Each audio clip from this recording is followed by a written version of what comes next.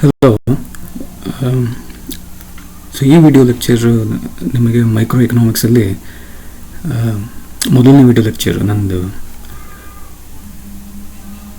So syllabus ನಿಮಗೆ ಈಗಾಗಲೇ ಕಳಿಸಿದ್ದೀನಿ. So ಸಿಲೆಬಸ್ಸಲ್ಲಿ second ಚಾಪ್ಟರನ್ನು ನಾನು ತೆಗೆದುಕೊತಾ ಇದ್ದೀನಿ. ಸೆಕೆಂಡ್ ಚಾಪ್ಟರ್ ಅನುಭೋಗಿ ವರ್ತನೆಗೆ ಸಂಬಂಧಿಸಿರೋದು. ಈಗಾಗಲೇ ನಿಮಗೆ ಒಂದಿಷ್ಟು ಮಾಹಿತಿಗಳನ್ನು ಅದ್ರ ಬಗ್ಗೆ ನೋಟ್ಸನ್ನು ಕೊಟ್ಟಿದ್ದೇನೆ. ಸೊ ಈಗ ಒಂದು 10 ಮಾರ್ಕ್ಸ್ ಕ್ವಶನ್ನ ಕವರ್ ಮಾಡೋದಕ್ಕೆ ಈ ಒಂದು ವಿಡಿಯೋ. ಆ ನೋಟ್ಸನ್ನು ಕೂಡ ನಿಮಗೆ ಇವತ್ತು ಕಳಿಸಿದ್ದೀನಿ. ಸೊ ಟಾಪಿಕ್ ಹೆಸರು ಇಳಿಮುಖ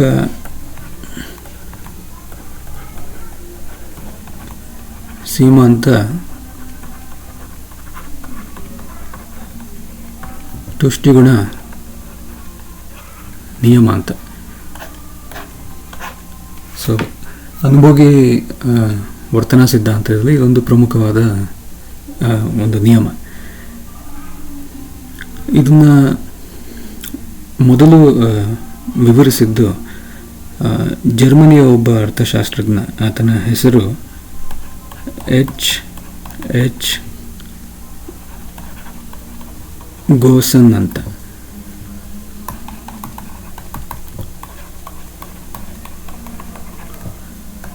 ಸೊ ಈತ ಈ ನಿಯಮವನ್ನು ಮೊದಲನೇ ಬಾರಿಗೆ ವಿವರಿಸ್ತಾನೆ. ಸೊ ಪರಿಚಯವನ್ನು ಮಾಡಿಕೊಡ್ತಾನೆ. ಸೊ ಅದಕ್ಕೋಸ್ಕರ ಈ ನಿಯಮವನ್ನು ಈತನ ಹೆಸರಲ್ಲೇ ಕರೆದ್ರು. ಗೋಸನ್ನ ಮೊದಲನೇ ನಿಯಮ ಅಂತ ಅದಕ್ಕೆ ನಾಮಧೇಯ. ಸೊ ಇಳಿಮುಖ ಸೀಮಾಂತ ತುಷ್ಟಿಗುಣ ನಿಯಮವನ್ನು ಗೋಸನ್ನ ಮೊದಲನೇ ನಿಯಮ ಅಂತಲೂ ಕರೀತಾರೆ. ಸೊ ಏನಿದು ನಿಯಮ? ಸೊ ಈ ನಿಯಮ ಏನು ಹೇಳುತ್ತೆ ಅಂದರೆ, ಅನುಭೋಗಿಯು ಯಾವುದೇ ಒಂದು ಸರಕನ್ನು ಅನುಭೋಗಿಸುವಾಗ ಅನುಭೋಗಕ್ಕಾಗಿ ಆ ಸರಕಿನ ಘಟಕಗಳನ್ನು ಬಳಸ್ತಾ ಹೋಗ್ತಾನೆ. ಸೊ ಅವನು ಹೆಚ್ಚು ಹೆಚ್ಚು ಅನುಭೋಗದ ಆ ಸರಕಿನ ಘಟಕಗಳನ್ನು ಬಳಸ್ತಾ ಹೋದಾಗ ಆತನಿಗೆ ಸಿಗುವಂತಹ ಸೀಮಾಂತ ತುಷ್ಟಿಗುಣ ಏನಿದೆ, ಪ್ರತಿಯೊಂದು ಘಟಕಕ್ಕೂ ಸಿಗುವಂತಹ ಸೀಮಾಂತ ತುಷ್ಟಿಗುಣ ಏನಾಗುತ್ತೆ ಅದು ಕಡಿಮೆ ಆಗ್ತಾ ಹೋಗುತ್ತೆ ಅಂತ ಹೇಳ್ತಾರೆ. ಸೊ ಒಂದು ಸರಕಿನ ಅನುಭೋಗ ಹೆಚ್ಚಾಗ್ತಾ ಹೋದಂತೆ ಆ ಅನುಭೋಗದಿಂದ ಸಿಗುವಂತಹ ಸೀಮಾಂತ ತುಷ್ಟಿಗುಣ ಅಂತ ಏನಿರುತ್ತೆ ಅದು ಕಡಿಮೆ ಆಗ್ತಾ ಹೋಗುತ್ತೆ. ಸೊ ಇದು ಇಳಿಮುಖ ಸೀಮಾಂತ ತುಷ್ಟಿಗುಣ ನಿಯಮ. ಸೊ ಇದನ್ನು ಯಾವ ರೀತಿ ನೋಡ್ಬೋದು ಅನ್ನೋದಕ್ಕೆ ಒಂದು ಎಕ್ಸಾಂಪಲ್ ಕೊಡ್ತೇನೆ. ಸೊ ನಮ್ಮೆಲ್ಲರಿಗೂ ಬಾಯಾರಿಕೆ ಆಗೋದು ಸಹಜ. ಸೊ ಬಾಯಾರಿಕೆ ಆದಾಗ ನಮಗೆ ಅತ್ಯಗತ್ಯವಾಗಿ ಬೇಕಾಗಿರುವಂತಹ ಒಂದು ವಸ್ತು ಏನು ಅಂದರೆ, ಅಥವಾ ಒಂದು ಸರಕು ಏನೆಂದರೆ ನೀರು. ಸೊ ನೀರಿದ್ದರೆ ಬಾಯಾರಿಕೆಯನ್ನು ನಾವು ಈಡೇರಿಸಿಕೋಬೋದು. ಸೊ ನಮಗೆ ಬಾಯಾರಿಕೆಯನ್ನು ಕಡಿಮೆ ಮಾಡುವ ಒಂದು ಶಕ್ತಿ ನೀರಿಂದ ಸಿಗುತ್ತೆ. ಸೊ ನೀರಿನಲ್ಲಿ ತುಷ್ಟಿಗುಣ ಇರುತ್ತೆ ಅಂತ ಹೇಳ್ತೀರಿ. ಸೊ ನೀರಿನಲ್ಲಿ ತುಷ್ಟಿಗುಣ ಇರುತ್ತೆ ಅಂದರೆ ಆ ನೀರನ್ನು ನಾವು ಬಳಸಿದಾಗ ನಮ್ಮ ಬಾಯಾರಿಕೆ ಕಡಿಮೆ ಆಗ್ತಾ ಹೋಗುತ್ತೆ. ಸೊ ತುಷ್ಟಿಗುಣ ನಮ್ಮ ಬೇಡಿಕೆಯನ್ನು ಈಡೇರಿಸುವ ಒಂದು ಶಕ್ತಿ. ಈ ಶಕ್ತಿ ವಸ್ತುವಿನಲ್ಲಿ ಅಡಗಿರುತ್ತೆ. ಸೊ ನೀರಿನಲ್ಲಿ ತುಷ್ಟಿಗುಣ ಏನೈತೆ ಅದು ನಮ್ಮ ಬಾಯಾರಿಕೆಯನ್ನು ಕಡಿಮೆ ಮಾಡುತ್ತೆ ಅಂತ ಹೇಳ್ತೀರಿ ಈ ಕಾರಣಕ್ಕೆ. ಸೊ ಈಗ ನೀರಿನ ಘಟಕಗಳನ್ನು ತಗೊಳ್ಳೋಣ. ಸೊ ನೀರನ್ನು ನಾವು ಹೇಗೆ ಸೇವಿಸ್ತೀವಿ? ಘಟಕಗಳ ರೂಪದಲ್ಲಿ ಸೇವಿಸ್ತೀವಿ. ಸೊ ಸಾಮಾನ್ಯವಾಗಿ ನಾವು ನೀರನ್ನು ಕುಡಿಬೇಕು ಅಂದರೆ ಲೋಟವನ್ನು ಬಳಸಿ ನೀರನ್ನು ಕುಡಿತೀವಿ. ಕೆಲವೊಮ್ಮೆ ಚೊಂಬನ್ನು ಬಳಸಿ ನೀರನ್ನು ಕುಡಿತೀವಿ. ಸೊ ಇಲ್ಲಿ ಲೋಟ ಘಟಕ ಆಗುತ್ತೆ. ಸೊ ನೀರನ್ನು ಕುಡಿಯೋದಕ್ಕೆ ನಾವು ಲೋಟವನ್ನು ಬಳಸ್ತೀವಿ. ಸೊ ಒಂದು ಲೋಟ ನೀರಿನ ಒಂದು ಘಟಕ ಆಗುತ್ತೆ. ಸೊ ಈ ಥರ ನಾವು ಪ್ರತಿಯೊಂದು ನೀರಿನ ಲೋಟವನ್ನು ಅಥವಾ ಪ್ರತಿಯೊಂದು ಲೋಟದ ನೀರನ್ನು ಕುಡಿತಾ ಹೋದಂಗೆ ನಮಗೆ ನೀರಿಂದ ಸಿಗುವಂತಹ ಒಂದು ತೃಪ್ತಿ ಕಡಿಮೆ ಆಗ್ತಾ ಹೋಗುತ್ತೆ ಅಂತ ಹೇಳುತ್ತೆ ಈ ನಿಯಮ. ಸೊ ಇಲ್ಲಿ ಎಕ್ಸಾಂಪಲ್ಲು, ಈಗ ಮೊದಲನೇ ಲೋಟವನ್ನು ಅನುಭವಿಸಿದಾಗ ನಿಮಗೇನು ಬಾಯಾರಿಕೆ ಇದೆ ಅದು ನೀರು ಕುಡಿದ ತಕ್ಷಣ ನಿಮಗೆ ಬಾಯಾರಿಕೆ ಸ್ವಲ್ಪ ಕಡಿಮೆ ಆದಂಗೆ ಅನಿಸುತ್ತೆ. ಸೊ ಅಂದರೆ ನಿಮಗೆ ನೀರಿಂದ ಒಂದು ತುಷ್ಟಿಗುಣ ಪ್ರಾಪ್ತಿ ಆಗ್ತಾ ಇದೆ ಅಂತ ಹೇಳ್ತಾರೆ. ಎರಡನೇ ಲೋಟವನ್ನು ನೀವು ಅನುಭವಿಸಿದಾಗ ಸೊ ಅವಾಗ ನಿಮಗೆ ಇನ್ನು ಸ್ವಲ್ಪ ಬಾಯಾರಿಕೆ ಕಡಿಮೆ ಆಗುತ್ತಾ ಹೋಗುತ್ತೆ ಅಂತ ಅನಿಸ್ತಾ ಹೋಗುತ್ತೆ. ಸೊ ಈಗ ಸ್ವಲ್ಪ ನೀವು ಸಮಾಧಾನವಾಗಿರ್ತೀರ, ಅಂದರೆ ಬಾಯಾರಿಕೆಯಲ್ಲಿ ಕಡಿಮೆ ಆಗ್ತಾ ಹೋಗ್ತಾ ಇರುತ್ತೆ. ಸೊ ನೀವು ಸಮಾಧಾನವಾಗಿರ್ತೀರ, ನೀರು ಬೇಕೇ ಬೇಕು, ಅಗತ್ಯವಾಗಿ ಬೇಕೇ ಬೇಕು ಅಂತ ನಿಮಗೇನು ಅನಿಸ್ತಿರಲ್ಲ. ಸೊ ಈ ಥರ ಮೂರನೇದು, ನಾಲ್ಕನೇದು, ಸೊ ಈ ಥರ ನೀವು ಲೋಟದ ನೀರನ್ನು ಕುಡಿತಾ ಹೋದಂಗೆ ನಿಮ್ಮ ಬಾಯಾರಿಕೆ ಅಂತೂ ಫುಲ್ ಕಡಿಮೆ ಆಗ್ತಾ ಹೋಗುತ್ತೆ. ಯಾವಾಗ ಬಾಯಾರಿಕೆ ಕಡಿಮೆ ಆಗ್ತಾ ಹೋಗುತ್ತೆ ನಿಮಗೆ ನೀರನ್ನು ಕುಡಿಬೇಕು ಅಂತ ಮನಸ್ಸು ಕೂಡ ಅಲ್ಲಿ ಆಗ್ತಿರಲ್ಲ. ಸೊ ನೀರು ನಿಮಗೆ ಸಾಕು ಸಾಕು ಅನಿಸ್ತಿರುತ್ತೆ. ಯಾಕಿದು ಸಾಕು ಸಾಕು ಅನಿಸ್ತಿರುತ್ತೆ ಅಂದರೆ ಇದು ಮಾನವನ ಒಂದು ವರ್ತನೆ, ಸಹಜ ವರ್ತನೆ. ಈ ವರ್ತನೆಯನ್ನೇ ನಿಯಮದ ರೂಪದಲ್ಲಿ ನಾವು ವ್ಯಕ್ತಪಡಿಸ್ತಿದ್ದೀವಿ. ಸೊ ಈ ನಿಯಮ ಇಷ್ಟು ಹೇಳೋದು, ಇದು ಮಾನವನ ಸಹಜ ವರ್ತನೆ. ನೀವು ಯಾವುದೇ ಒಂದು ಪದಾರ್ಥವನ್ನು ಹೆಚ್ಚು ಹೆಚ್ಚು ಅನುಭವಿಸ್ತಾ ಹೋದಾಗ ಆ ಪದಾರ್ಥದಿಂದ ಸಿಗುವಂತಹ ತೃಪ್ತಿ ಕೂಡ ಕಡಿಮೆ ಆಗ್ತಾ ಹೋಗುತ್ತೆ. ಇಷ್ಟೇ ನಿಯಮದ ತಾತ್ಪರ್ಯ.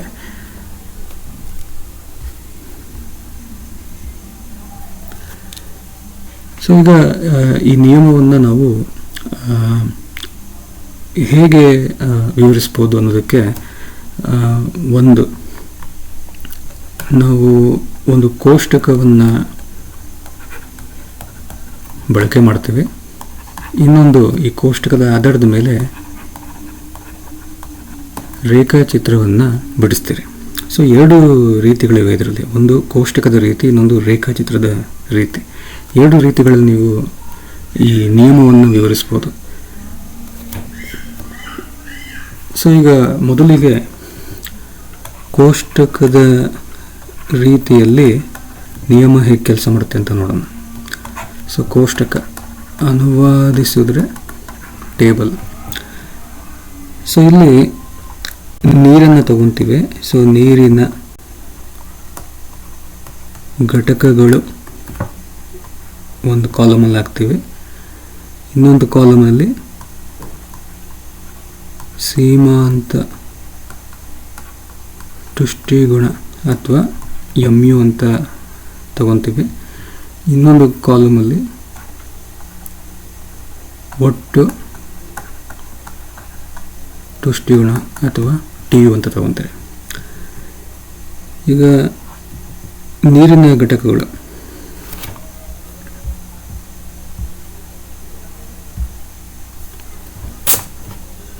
ಮೊದಲನೇ ಘಟಕ, ಎರಡನೇ ಘಟಕ, ಮೂರನೇ ಘಟಕ, ನಾಲ್ಕನೇ ಘಟಕ, ಐದನೇ ಘಟಕ, ಆರನೇ ಘಟಕ. ಸೊ ಮೊದಲನೇ ಘಟಕದ ನೀರನ್ನು ಸೇವಿಸಿದಾಗ ಸಿಗುವಂತಹ ಒಂದು ತೃಪ್ತಿ, ಆ ಸೀಮಾಂತ ತುಷ್ಟಿಗುಣ ಅಂತ ನಾವು ಕರಿತೀವಿ. ಸೊ ಅದು 4 ಅಂತ ತಿಳ್ಕೊಳ್ಳೋಣ. ಇದು ಎಕ್ಸಾಂಪಲ್. ನೆಕ್ಸ್ಟ್ ಎರಡನೇ ಘಟಕವನ್ನು ಸೇವಿಸಿದಾಗ ಸಿಗುವಂತಹ ತೃಪ್ತಿ 3, ಕಡಿಮೆ ಆಗ್ತಾ ಹೋಗುತ್ತೆ. ಮೂರನೇ ಘಟಕವನ್ನು ಸೇವಿಸಿದಾಗ ಸಿಗುವಂತಹ ಸೀಮಾಂತ ತುಷ್ಟಿಗುಣ 2, ನಾಲ್ಕನೇದು ಸೇವಿಸಿದಾಗ 1 ಆಗುತ್ತೆ, ಐದನೇದು ಸೇವಿಸಿದಾಗ 0, ಅಂದರೆ ಏನೂ ತೃಪ್ತಿ ಸಿಗಲ್ಲ ನಿಮಗೆ.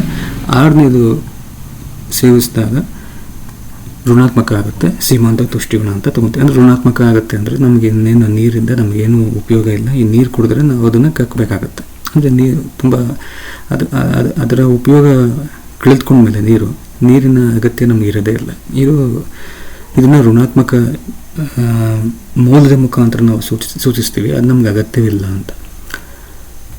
ಸೊ ಈಗ ಈ MU ಆಧಾರದ ಮೇಲೆ ನಾವು TU ಲೆಕ್ಕವನ್ನು ಮಾಡ್ತೀವಿ. TU ಅಂದರೆ ಇದು ಒಟ್ಟು ತುಷ್ಟಿಗುಣ ಹೇಗೆ ಲೆಕ್ಕ ಮಾಡ್ತೀವಿ ಅಂದರೆ ಸೀಮಾಂತ ತುಷ್ಟಿಗುಣಗಳನ್ನು ನಾವು ಕೂಡಿಸ್ತಾ ಬರ್ತೀವಿ. ಸೊ ಇಲ್ಲಿ ನೋಡ್ಕೊಳ್ಳಿ, ಮೊದಲನೇ ಘಟಕಕ್ಕೆ ಒಟ್ಟು ತುಷ್ಟಿಗುಣದ ಮೌಲ್ಯ 4 ಇರುತ್ತೆ. ಯಾಕಂದರೆ ಮೊದಲನೇ ಘಟಕದ ಸೀಮಾಂತ ತುಷ್ಟಿಗುಣ 4. ಸೊ ಒಂದು ಘಟಕ ಸೇವನೆ ಮಾಡಿದಾಗ ಸಿಗುವಂತಹ ಸೀಮಾಂತ ತುಷ್ಟಿಗುಣ 4 ಇರುತ್ತೆ. ಸೊ ಅದರ ಒಟ್ಟು 4 ಅಂತಲೇ ನಾವು ತೆಗೆದುಕೋಬೇಕು. ಸೊ ನೆಕ್ಸ್ಟು ಎರಡನೇ ಘಟಕ ಸೇವನೆ ಮಾಡಿದಾಗ ಸೀಮಾಂತ ತುಷ್ಟಿಗುಣ 3 ಇರುತ್ತೆ. ಸೊ ಇಲ್ಲಿ ಒಟ್ಟು ತುಷ್ಟಿಗುಣ ಹೇಗೆ ಲೆಕ್ಕ ಮಾಡ್ತೀವಿ ಅಂದರೆ ಮೊದಲನೇ ಘಟಕದ ಸೀಮಾಂತ ತುಷ್ಟಿಗುಣ ಪ್ಲಸ್ ಎರಡನೇ ಘಟಕದ ಸೀಮಾಂತ ತುಷ್ಟಿಗುಣ ಅಂತ ನಾವು ಲೆಕ್ಕ ಮಾಡ್ತೇವೆ. ಸೊ 4 + 3 7 ಆಗುತ್ತೆ. ಸೊ ಮೊದಲನೇ 3 ಘಟಕಗಳನ್ನು ಅನುಭವಿಸಿದಾಗ ಸಿಗುವಂತಹ ಒಟ್ಟು ತುಷ್ಟಿಗುಣ 4 + 3 + 2 ಅಂದರೆ 9. ಈಗ ಮೊದಲನೇ 4 ಘಟಕಗಳನ್ನು ಸೇವನೆ ಮಾಡಿದಾಗ ಸಿಗುವಂತಹ ಒಟ್ಟು ತುಷ್ಟಿಗುಣ 10 ಆಗುತ್ತೆ. ಹಿಂದಿನ ಪ್ರಕಾರದಲ್ಲಿ ಮೊದಲನೇ 5 ಘಟಕಗಳನ್ನು ಸೇವಿಸಿದಾಗ ಸಿಗುವಂತಹ ಒಟ್ಟು ತುಷ್ಟಿಗುಣ 10 ಆಗಿರುತ್ತೆ, ಯಾಕಂದರೆ 0 ಇದೆ ಇಲ್ಲಿ. ಮೊದಲ 6 ಘಟಕಗಳನ್ನು ಸೇವನೆ ಮಾಡಿದಾಗ ಸಿಗುವಂತಹ ಒಟ್ಟು ತುಷ್ಟಿಗುಣ 9 ಆಗುತ್ತೆ, ಯಾಕಂದರೆ ಇಲ್ಲಿ ಋಣಾತ್ಮಕ ಇದೆ. ಸೊ 10 - 1 9 ಆಗುತ್ತೆ. ಸೊ ಈ ಥರ ನಾವು ಕೋಷ್ಟಕವನ್ನು ತಯಾರಿ ಮಾಡ್ಕೊತೀವಿ. ಈ ಕೋಷ್ಟಕವನ್ನು ಬಳಸ್ಕೊಂಡು ನಿಯಮವನ್ನು ನಾವು ವಿವರಿಸ್ತೀವಿ. ನೋಡಿ, ಕೋಷ್ಟಕ ಹೇಗೆ ರಚನೆ ಆಗಿದೆ ಅಂದರೆ ನಿಯಮದ ಪ್ರಕಾರನೇ ರಚನೆ ಆಗಿದೆ. ಸೊ ಇದು ಆಟೋಮೆಟಿಕ್ಕಾಗಿ ನಿಯಮವನ್ನು ವಿವರಿಸ್ತಾ ಇದೆ. ವಿವರಿಸೋದಕ್ಕೋಸ್ಕರ ಅಂತಲೇ ರೆಡಿ ಮಾಡ್ಕೊಂಡಿರುವಂತಹ ಕೋಷ್ಟಕ ಅಂತ ರೀತಿಯಲ್ಲೇ ಕಾಣಿಸ್ಕೊಳ್ಳುತ್ತೆ. ಈಗ ನೋಡಿ, ನಿಯಮ ಏನು ಹೇಳುತ್ತೆ, ನೀರಿನ ಘಟಕಗಳನ್ನು ಅನುಭೋಗಿ ಹೆಚ್ಚು ಹೆಚ್ಚು ಸೇವಿಸ್ತಾ ಹೋದಂಗೆ ಅದರಿಂದ ಸಿಗುವಂತಹ ಸೀಮಾಂತ ತುಷ್ಟಿಗುಣ ಕಡಿಮೆ ಆಗ್ತಾ ಹೋಗಬೇಕು. ಇದನ್ನೇ ಇಳಿಮುಖ ಸೀಮಾಂತ ತುಷ್ಟಿಗುಣ ಅಂತ ಕರೆಯೋದು. ನೋಡಿ, ಹೆಚ್ಚು ಹೆಚ್ಚು ನೀರನ್ನು ಸೇವಿಸ್ತಾ ಹೋದಾಗ ಸೀಮಾಂತ ತುಷ್ಟಿಗುಣ ಮೊದಲು 4 ಇರುತ್ತೆ, ಆಮೇಲೆ 3 ಆಗುತ್ತೆ, 2 ಆಗುತ್ತೆ, 1 ಆಗುತ್ತೆ, 0 ಆಗುತ್ತೆ, -1 ಆಗೋಗುತ್ತೆ. ಸೊ ಅಂದರೆ ಇಳಿಕೆ ಆಗ್ತಾ ಇದೆ. ಸೊ ಇದು ನಿಯಮದ ಪ್ರಕಾರನೇ ಈ ಕೋಷ್ಟಕ ರಚನೆ ಆಗಿದೆ ಅನ್ನೋದಕ್ಕೆ ಸಾಕ್ಷಿ. ಒಟ್ಟು ತುಷ್ಟಿಗುಣದ ಬಗ್ಗೆ ನಿಯಮ ಏನು ಹೇಳುತ್ತೆ ಅಂದರೆ, ಒಟ್ಟು ತುಷ್ಟಿಗುಣ ಏರಿಕೆ ಆಗುತ್ತೆ, ಆದರೆ ನಿಧಾನಗತಿಯಲ್ಲಿ ಏರಿಕೆ ಆಗುತ್ತೆ. ಇಳಿಕೆ ಗತಿಯಲ್ಲಿ ಏರಿಕೆ ಆಗ್ತಾ ಇದೆ ಅಂತ ಹೇಳ್ತೀರಿ. ಸೊ ಇಳಿಕೆ ಗತಿಯಲ್ಲಿ ಏರಿಕೆ ಆಗ್ತಾ ಇದೆ ಅಂದರೆ ನೋಡಿ, ಮೊದಲು 4ರಿಂದ ಅದು 7ಕ್ಕೆ ಜಂಪ್ ಆದಾಗ ವ್ಯತ್ಯಾಸ 3 ಇತ್ತು. 7ರಿಂದ 9ಕ್ಕೆ ಜಂಪ್ ಆದಾಗ ವ್ಯತ್ಯಾಸ 2 ಆಗುತ್ತೆ. ಸೊ ವ್ಯತ್ಯಾಸ ಅಲ್ಲಿ ಇಳಿಕೆ ಆಗ್ತಾ ಇದೆ. 9ರಿಂದ 10ಕ್ಕೆ ಜಂಪ್ ಆದಾಗ ವ್ಯತ್ಯಾಸ 1 ಆಗುತ್ತೆ. 10ರಿಂದ 10ರಲ್ಲೇ ಇದ್ದಾಗ ವ್ಯತ್ಯಾಸ 0 ಆಗುತ್ತೆ. 10ರಿಂದ 9ಕ್ಕೆ ಇಳಿಕೆ ಆದಾಗ ವ್ಯತ್ಯಾಸ ಋಣಾತ್ಮಕ ಆಗುತ್ತೆ. ಸೊ ಇಲ್ಲಿ ಒಟ್ಟು ತುಷ್ಟಿಗುಣ ಇಳಿಕೆ ದರದಲ್ಲಿ ಏರಿಕೆ ಆಗ್ತಿದೆ ಅನ್ನೋದನ್ನು ಹೇಳ್ತೀವಿ. ಸೊ ನಿಯಮ ಇಷ್ಟೇ ಹೇಳ್ತಿರೋದು, ಒಟ್ಟು ತುಷ್ಟಿಗುಣ ಏರಿಕೆ ಆಗುತ್ತೆ, ಆದರೆ ಇಳಿಕೆ ಗತಿಯಲ್ಲಿ ಏರಿಕೆ ಆಗ್ತಾ ಹೋಗುತ್ತೆ. ಅದಕ್ಕೆ ಕಾರಣ ಏನು ಅಂದರೆ, ಸೀಮಾಂತ ತುಷ್ಟಿಗುಣ ಇಳಿಕೆ ಆಗ್ತಾ ಇದೆ ಮತ್ತು ಒಟ್ಟು ತುಷ್ಟಿಗುಣ ಸೀಮಾಂತ ತುಷ್ಟಿಗುಣದ ಆಧಾರದ ಮೇಲೆ ರಚನೆ ಆಗಿರೋದ್ರಿಂದ ಒಟ್ಟು ತುಷ್ಟಿಗುಣ ಇಳಿಕೆ ಗತಿಯಲ್ಲೇ ಏರಿಕೆ ಆಗುತ್ತೆ ಅಂತ ಹೇಳ್ತಾರೆ. ಸೊ ಇದು ನಿಯಮದ ವಿವರಣೆ ಕೋಷ್ಟಕದ ರೀತಿಯಲ್ಲಿ.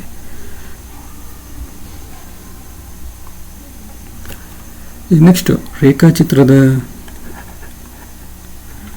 ರೀತಿಯಲ್ಲಿ ಯಾವ ರೀತಿ ವಿವರಿಸ್ಬೋದು ಅಂದರೆ, ಫಸ್ಟ್ ನಾವು ರೇಖಾಚಿತ್ರವನ್ನು ರಚನೆ ಮಾಡಬೇಕು. ಗ್ರಾಫ್ ಶೀಟಲ್ಲಿ ಸಾಮಾನ್ಯವಾಗಿ ನಾವು ರಚನೆ ಮಾಡ್ತೀವಿ. ಇಲ್ಲಿ ಎಕ್ಸ್ ಅಕ್ಷ ಇರುತ್ತೆ,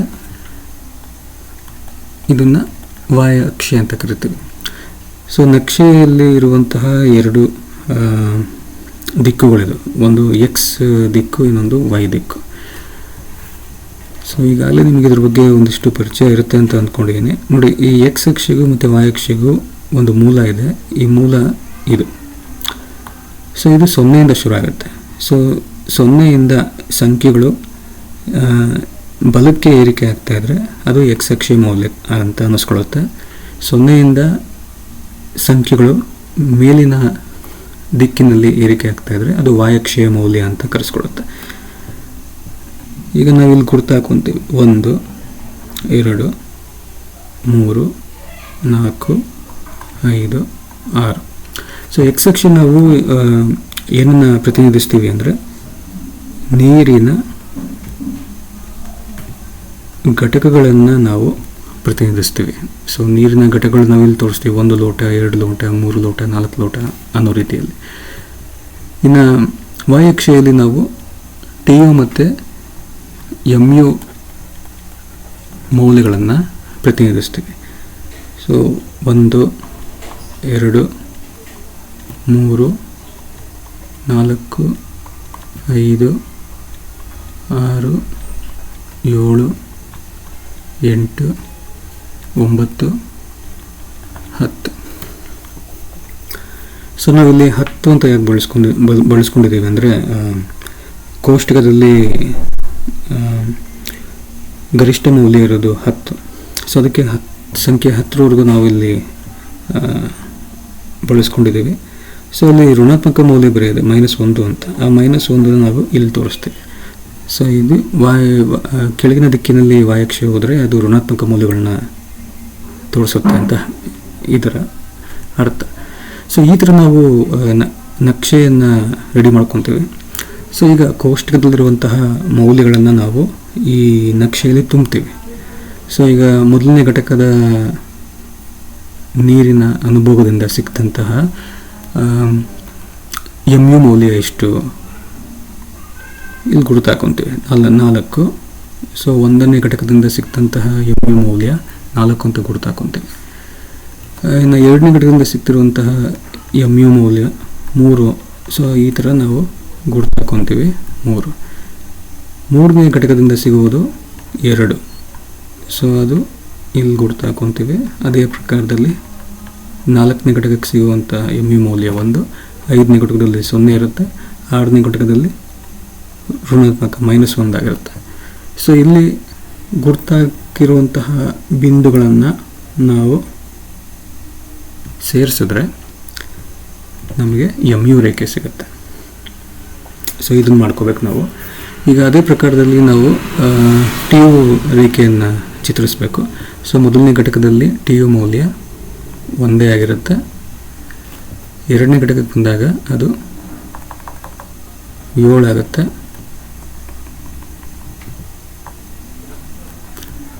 3ನೇ ಘಟಕಕ್ಕೆ 9 ಆಗುತ್ತೆ.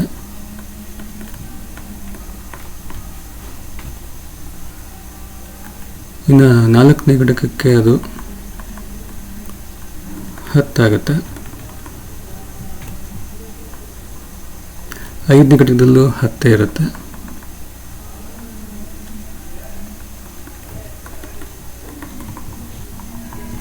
6ನೇ ಘಟಕಕ್ಕೆ ಬಂದಾಗ ಅದು 9 ಆಗುತ್ತೆ.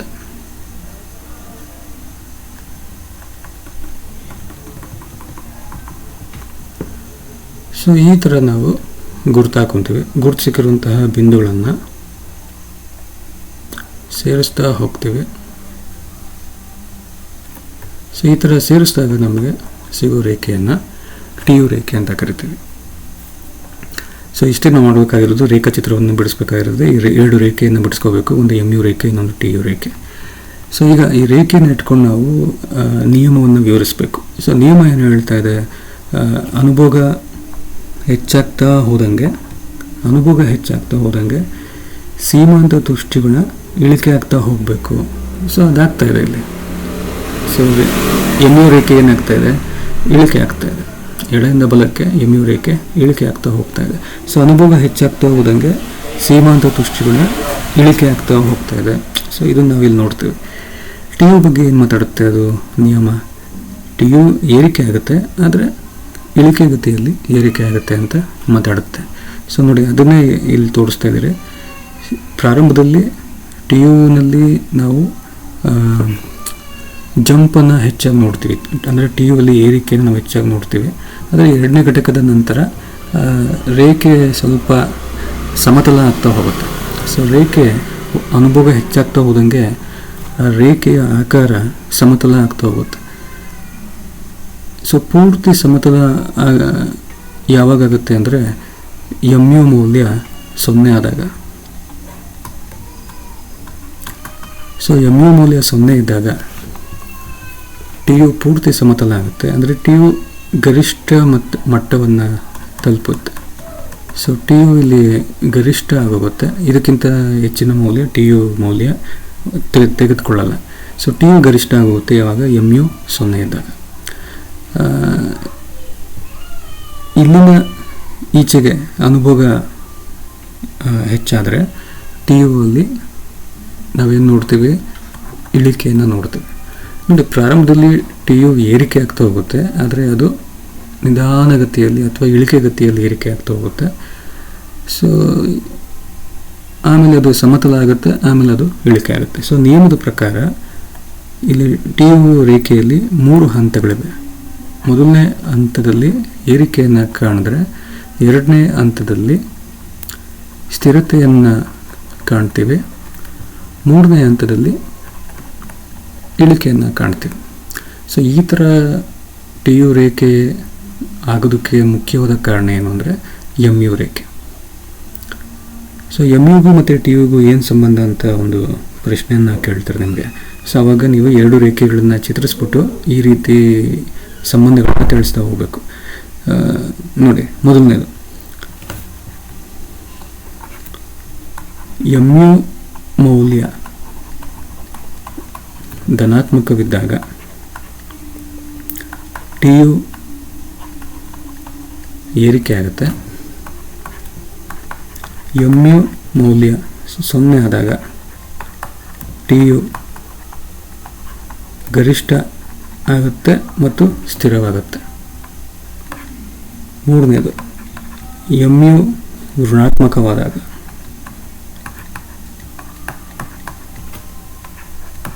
ಟಿ ಯು ಇಳಿಕೆಯಾಗುತ್ತೆ. ಸೊ ಈ 3 ಸಂಬಂಧಗಳನ್ನ ನೀವು ತಿಳಿಸ್ಬೇಕು. ಇದಕ್ಕಿನ್ನೊಂದು ಸಂಬಂಧವನ್ನು ಬೇಕಾದರೂ ಹಾಕೋಬೋದು. ಆರಂಭದ ಘಟಕದಲ್ಲಿ ಎಮ್ ಯು ಮೌಲ್ಯ ಮತ್ತು ಟಿ ಯು ಮೌಲ್ಯ ಸಮವಾಗಿರುತ್ತೆ. ಸೊ ಈ 4 ಲಕ್ಷಣಗಳನ್ನ ನೀವು ತಿಳಿಸ್ಬೋದು ಸಂಬಂಧದ ಬಗ್ಗೆ ಪ್ರಶ್ನೆ ಬಂದಾಗ. ಸೊ ಇದು ಇಳಿಮುಖ ಸೀಮಾಂತ ತುಷ್ಟಿಗಳ ನಿಯಮ. ಸೊ ಅದನ್ನು ವಿವರಿಸೋ ರೀತಿ ಈ ರೀತಿಯೇ. ಈಗ ಈ ನಿಯಮಕ್ಕೆ ಕೆಲವು ಅಪವಾದಗಳಿದ್ದಾವೆ. ಅಪವಾದಗಳು ಅಂದರೆ ಅನುವಾದ,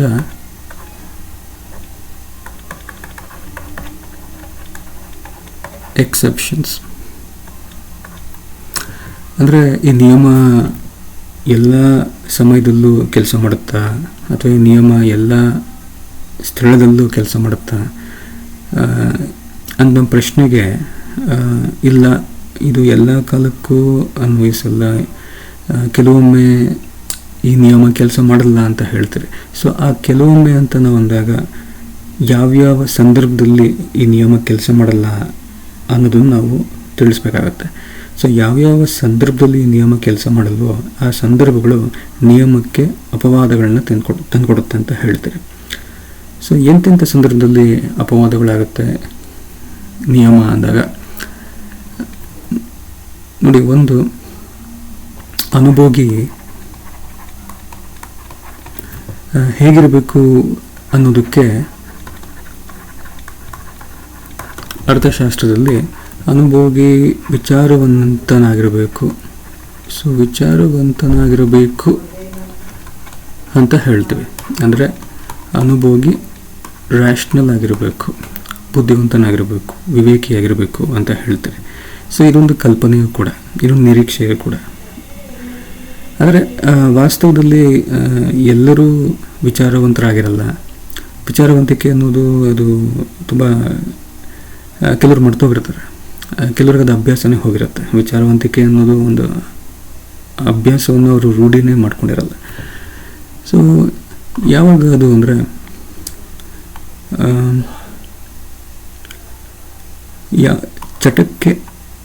ಚಟಗಳಿಗೆ ಯಾರು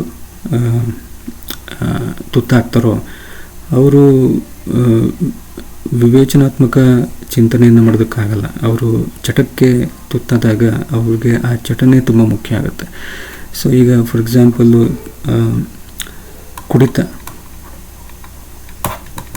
ಸೊ ಯಾರು ಯಾವಾಗಲೂ ಕುಡಿತಾನೆ ಇರ್ತಾರೋ ಅವರಿಗೆ ನಿಯಮ ಅನ್ವಯಿಸಲ್ಲ ಅಂತ ಹೇಳ್ತಾರೆ.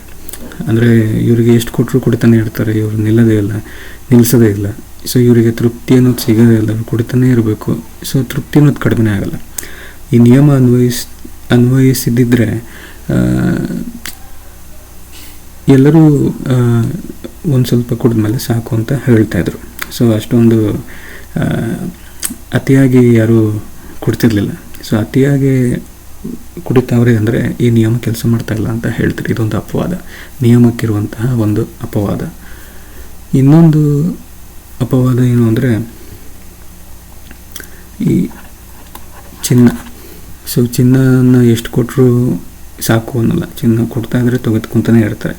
ಸೊ ಚಿನ್ನಕ್ಕೆ ಸೀಮಂತ ತುಷ್ಟಿಗುಣ ಏನು ಕಡಿಮೆ ಆಗಲ್ಲ, ಕಡಿಮೆ ಆಗ್ತಾ ಇಲ್ವಲ್ಲ ಅನ್ನೋದು ಒಂದು ಅಭಿಪ್ರಾಯ. ಸೊ ಚಿನ್ನಕ್ಕೆ ಈ ನಿಯಮ ಅನ್ವಯಿಸಲ್ಲ. ಸೊ ಚಿನ್ನ ಇಲ್ಲಿ ಆ ನಿಯಮದ ಅಪವಾದ ಆಗೋಯ್ತು ಅಂತ ಹೇಳ್ತೀರಿ. ಅದೇ ಪ್ರಕಾರದಲ್ಲಿ ಅಪರೂಪದ ವಸ್ತುಗಳು,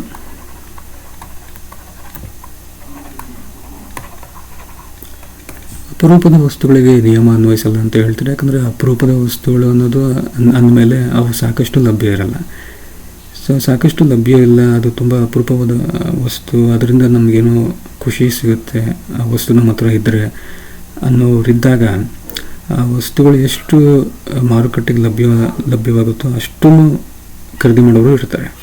ಸೊ ಅವರಿಗೆ ಆ ವಸ್ತು ಸಂಗ್ರಹಣೆಯೇ ಒಂದು ರೀತಿಯಾದ ಹೆಚ್ಚಿನ ತೃಪ್ತಿ ಕೊಡ್ತಾ ಹೋಗುತ್ತೆ. ಹೆಚ್ಚು ಸಂಗ್ರಹಿಸ್ತಾ ಹೋದರೆ ಹೆಚ್ಚು ತೃಪ್ತಿ ಸಿಗ್ತಿರುತ್ತೆ ಅವರಿಗೆ. ಸೊ ಅಂತಹ ವಸ್ತುಗಳಿಗೆ ನಿಯಮ ಅನ್ವಯಿಸಲ್ಲ ಅಂತ ಹೇಳ್ತಾರೆ. ಎಕ್ಸಾಂಪಲ್ಲು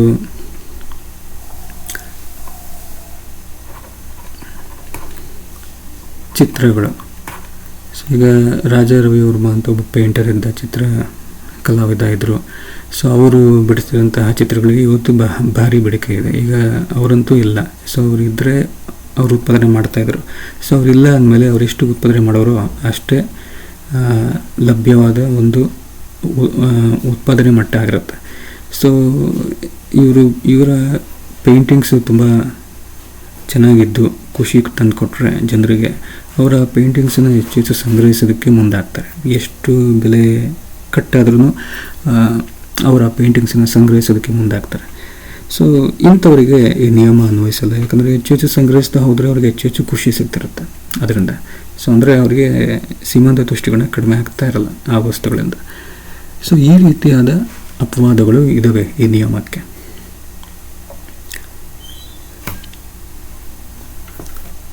ಮತ್ತು ಈ ನಿಯಮದ ಉಪಯೋಗಗಳೇನಾದರೂ ಇದೆಯಾ, ಯಾಕೆ ಬೇಕು ಈ ನಿಯಮ, ಇದರ ಉಪಯೋಗ ಏನು ಅನ್ನೋ ಪ್ರಶ್ನೆಗೆ ಹೌದು ಉಪಯೋಗ ಇದೆ ಅಂತಲೇ ಹೇಳ್ತಾರೆ.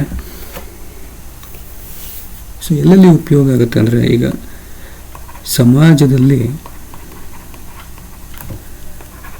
ಆಸ್ತಿಯನ್ನು ಅಥವಾ ಸಂಪತ್ತನ್ನು ಸಮಾನವಾಗಿ ಹಂಚಲು ಈ ನಿಯಮ ಒಂದು ಬುನಾದಿಯಾಗಿ ಕೆಲಸ ಮಾಡುತ್ತೆ. ಹೇಗೆ ಅಂದರೆ ನೋಡಿ, ಯಾರೋ ಒಬ್ಬರು ಬಳಿ ಸಂಪತ್ತು ಅಥವಾ ಯಾರೋ ಕೆಲವರು ಬಳಿ ಸಂಪತ್ತು ಹೆಚ್ಚಾಗ್ತಾ ಹೋದರೆ ಹೆಚ್ಚಾಗ್ತಿರೋ ಸಂಪತ್ತಿಂದ ಅವರಿಗೆ ಸೀಮಂತ ತುಷ್ಟಿಗುಣ ಕಡಿಮೆ ಆಗ್ತಾ ಹೋಗುತ್ತೆ. ಸೊ ಇಡೀ ಸಮಾಜದ ಸೀಮಂತ ತುಷ್ಟಿಗುಣವೇ ಕಡಿಮೆ ಆಗ್ತಾ ಹೋಗುತ್ತೆ ಅಂತಹ ಸಂಪತ್ತಿನ ಸಂಗ್ರಹಣೆಯಿಂದ ಕೆಲವರ ಕೈಲಿ. ಸೊ ಅದಕ್ಕೆ ಈಗ ಸಮಾಜದ ತುಷ್ಟಿಗುಣವನ್ನು ಹೆಚ್ಚಿಸಬೇಕು ಅಂದಾಗ ಈ ನಿಯಮ ಏನು ಹೇಳುತ್ತೆ ಅಂದರೆ, ಅಂತಹ ಸಂಪತ್ತನ್ನು ಎಲ್ಲರಿಗೂ ಹಂಚಿಬಿಡಿ, ಸಮಾನವಾಗಿ ಹಂಚಿದ್ರೆ ಸೊ ಎಲ್ಲರಿಗೂ ಖುಷಿ ತಂದುಕೊಡುತ್ತೆ, ಖುಷಿ ಹೆಚ್ಚಾಗುತ್ತೆ ಸಮಾಜದಲ್ಲಿ. ಸೊ ಎಲ್ಲರ ಹತ್ರನೂ ಸಂಪತ್ತಿನ ಪ್ರಮಾಣ ಕಡಿಮೆ ಇದ್ದಾಗ ಅದರಿಂದ ಸಿಗುವಂತಹ ಸೀಮಂತ ತುಷ್ಟಿಗುಣ ಜಾಸ್ತಿ ಇರುತ್ತೆ. ವಸ್ತುವಿನ ಪ್ರಮಾಣ ಜನರ ಬಳಿ ಕಡಿಮೆ ಇದ್ದರೆ ಆ ವಸ್ತುವಿನ ಸೀಮಂತ ತುಷ್ಟಿಗುಣ ಹೆಚ್ಚಾಗಿರುತ್ತೆ ಈ ನಿಯಮದ ಪ್ರಕಾರ. ಸೊ ಎಲ್ಲರ ಸಂಪತ್ತಿನ ಸೀಮಂತ ತುಷ್ಟಿಗುಣ ಹೆಚ್ಚಾಗೋದ್ರೆ ಈ ರೀತಿಯಲ್ಲಿ ಸಮಾಜದ ತುಷ್ಟಿಗುಣವೇ ಹೆಚ್ಚಾಗುತ್ತೆ ಅಂತ ಈ ನಿಯಮ ನಮಗೆ ತಿಳಿಸ್ಕೊಡುತ್ತೆ. ಸೊ ಇದೊಂದು ಈ ನಿಯಮದ ಪ್ರಾಮುಖ್ಯತೆ ಅಥವಾ ಉಪಯೋಗ.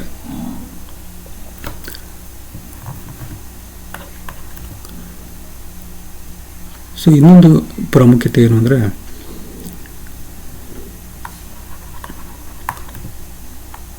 ತೆರಿಗೆ ವ್ಯವಸ್ಥೆಯಲ್ಲಿ ಈ ನಿಯಮವನ್ನು ಬಳಸಲಾಗುತ್ತೆ. ಎಂತಹ ತೆರಿಗೆ ವ್ಯವಸ್ಥೆ ಅಂದರೆ ಪ್ರಗತಿಪರ ತೆರಿಗೆ ವ್ಯವಸ್ಥೆಯನ್ನು ಜಾರಿಗೆ ತರಲು ಈ ನಿಯಮ ಒಂದು ಬುನಾದಿಯಾಗಿ ಕೆಲಸ ಮಾಡುತ್ತೆ. ಈ ನಿಯಮ ಅದಕ್ಕೊಂದು ಆಧಾರ ಸ್ತಂಭವಾಗಿರುತ್ತೆ. ಏನು ಹೇಳುತ್ತೆ ಈ ನಿಯಮ? ದುಡ್ಡು ಯಾರ ಹತ್ರ ಜಾಸ್ತಿ ಇರುತ್ತೋ ಅವ್ರ ಹತ್ರ ಆ ದುಡ್ಡಿನ ಸೀಮಾಂತ ತುಷ್ಟುಗುಣ ಕಡಿಮೆ ಇರುತ್ತೆ. ಅಂದರೆ ಅವರು ದುಡ್ಡನ್ನು ನೀರು ಥರ ಖರ್ಚು ಮಾಡ್ಬೋದು. ಅವರಿಗೆ 100 ರೂಪಾಯಿ ಬೆಲೆ, 100 ರೂಪಾಯಿ ನೋಟಿನ ಮೌಲ್ಯ ಅಷ್ಟೊಂದು ಮುಖ್ಯವಾಗಿರಲ್ಲ. ಅವ್ರ ಹತ್ರ 10,000 ರೂಪಾಯಿ ನೋಟಿನ ಸಂಖ್ಯೆಗಳು ತುಂಬ ಇರ್ಬೋದು. ಸೊ ಅಂಥವ್ರಿಗೆ 5 ರೂಪಾಯಿ ಆಗಲಿ, 10 ರೂಪಾಯಿ ಆಗಲಿ, 100 ರೂಪಾಯಿ ಆಗಲಿ ಅದು ಅಷ್ಟೊಂದು ಲೆಕ್ಕಕ್ಕೆ ಬರಲ್ಲ ಅಂತಲೇ ಈ ನಿಯಮ ಹೇಳುತ್ತೆ. ಸೊ ಅಂದರೆ ದುಡ್ಡು ಹೆಚ್ಚು ಸಂಗ್ರಹಿಸ್ತಾ ಇದ್ದರೆ ದುಡ್ಡಿನ ಸಿಗುವಂತಹ ಸೀಮಾಂತ ತುಷ್ಟಿಗುಣ ಖುಷಿ ಕಡಿಮೆ ಆಗ್ತಾ ಹೋಗುತ್ತೆ ಅಂತ ಹೇಳುತ್ತೆ. ಸೊ ಅದಕ್ಕೋಸ್ಕರ ಯಾರ ಹತ್ರ ದುಡ್ಡು ಜಾಸ್ತಿ ಇರುತ್ತೆ ಅವ್ರ ಮೇಲೆ ತೆರಿಗೆಯನ್ನು ಹೆಚ್ಚಾಗಿ ವಿಧಿಸಿ, ಯಾರ ಹತ್ರ ದುಡ್ಡು ಕಡಿಮೆ ಇರುತ್ತೆ ಅವ್ರ ಮೇಲೆ ತೆರಿಗೆಯನ್ನು ಕಡಿಮೆಯಾಗಿ ವಿಧಿಸಿ ಅಂತ ಈ ನಿಯಮ ಹೇಳುತ್ತೆ. ಸೊ ಇಂತಹ ತೆರಿಗೆ ಪದ್ಧತಿ ಅಥವಾ ವ್ಯವಸ್ಥೆಯನ್ನು ಪ್ರಗತಿಪರ ತೆರಿಗೆ ವ್ಯವಸ್ಥೆ ಅಂತ ಕರಿತೀವಿ. ಸೊ ಇದರಿಂದ ಸಮಾಜದ ಯೋಗಕ್ಷೇಮ, ಸಮಾಜದ ತುಷ್ಟಿಗುಣ ಹೆಚ್ಚಾಗುತ್ತೆ. ಸೊ ಈ ರೀತಿ ಕೆಲವೊಂದು ಉಪಯೋಗಗಳು ಈ ನಿಯಮದಿಂದ ಸಿಗ್ತವೆ ಅಂತ ಹೇಳಲಾಗುತ್ತೆ. ನಾವೇನು ಅಪವಾದಗಳನ್ನ ಕೊಟ್ಟಿದ್ದೀವಿ ಅದೇ ಅಪವಾದಗಳು ಈ ನಿಯಮದ ಟೀಕೆಗಳಾಗಿ ಬಳಕೆ ಮಾಡ್ಬೋದು. ಆಮೇಲೆ ಇನ್ನೊಂದೇನು ಅಂದರೆ ನಿಯಮದ ಕಲ್ಪನೆಗಳಂತ ಏನಿರ್ತವೆ ಆ ಕಲ್ಪನೆಗಳನ್ನು ನಾವು ಉಲ್ಟಾ ಮಾಡಿದ್ರೆ, ಆ ಕಲ್ಪನೆಗಳನ್ನ ನಾವು ಪ್ರಶ್ನೆ ಮಾಡಿದ್ರೆ ಅದೇ ಟೀಕೆ ಆಗುತ್ತೆ, ಈ ನಿಯಮದ ಟೀಕೆಗಳಾಗುತ್ತೆ. ಸೊ ನಿಮಗೆ ಕಲ್ಪನೆಗಳನ್ನ ನೋಟ್ಸಲ್ಲೇ ಕೊಟ್ಟಿದ್ದೀನಿ. ಸೊ ಅದರ ಆಧಾರದ ಮೇಲೆ ಟೀಕೆಗಳನ್ನ ಕೊಟ್ಟಿದ್ದೀನಿ. ಸೊ ಇಷ್ಟು ನೀವು ತಿಳ್ಕೊಬೇಕಾಗಿರೋದು ಈ ನಿಯಮದ ಬಗ್ಗೆ. ಸೊ ಇದ್ರ ಮೇಲೆ ಏನಾದ್ರು ಡೌಟ್ಸ್ ಇದ್ದರೆ ನನಗೆ ಮೆಸೇಜ್ ಮಾಡಿ, ನಾನು ಅದನ್ನು ಬಗೆಹರಿಸ್ತೀನಿ. ಓಕೆ, ನೆಕ್ಸ್ಟ್ ಟಾಪಿಕಿನ ವಿಡಿಯೋ ಲೆಕ್ಚರ್ ನಾನು ನಿಮಗೆ ಯಾವಾಗ ಕಳಿಸ್ತೀನಿ ಅಂತ ನಾನು ಗ್ರೂಪಲ್ಲಿ ಮೆಸೇಜ್ ಹಾಕ್ತೀನಿ. ಮತ್ತು ಇದು 10 ಮಾರ್ಕ್ಸ್ ಕ್ವಶನ್ನು. ಸೊ ನೀವು ಇದ್ರ ಮೇಲೆ ಫೋಕಸ್ ಮಾಡಿ, ಎಕ್ಸಾಮಲ್ಲಿ ಅವಾಗ ಬರ್ತಿರುತ್ತೆ. ಸೊ ನೆಕ್ಸ್ಟ್ ಒಂದು 10 ಮಾರ್ಕ್ಸ್ ಕ್ವಶನ್ ತೆಗೆದುಕೊತೀನಿ. ಅದನ್ನು ಸಮತುಷ್ಟಿಗುಣ ಸಿದ್ಧಾಂತ ಅಥವಾ ಸಮಸೀಮಾಂತ ತುಷ್ಟಿಗುಣ ನಿಯಮ ಅಂತಲೇ ಕರೀತಾರೆ. ಸೊ ಅದು ನನ್ನ ನೆಕ್ಸ್ಟ್ ವಿಡಿಯೋ ಲೆಕ್ಚರಲ್ಲಿ ನಾನು ಅದನ್ನು ವಿವರಿಸ್ತೇನೆ. Okay, thank you.